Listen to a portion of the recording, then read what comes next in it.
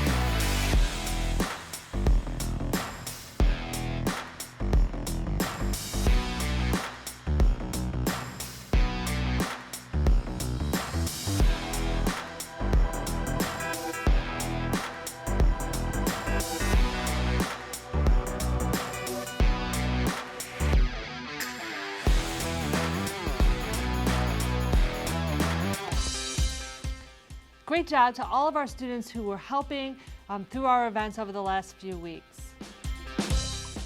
One thing I do want to mention this month is College Credit Plus.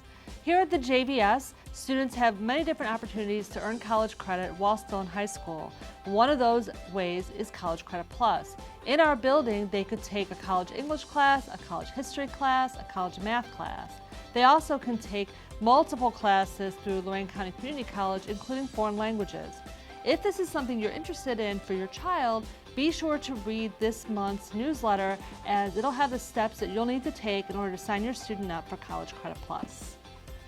A couple of important dates coming up in February. February 10th is our parent conference night. Parent conferences will be via Zoom again this year.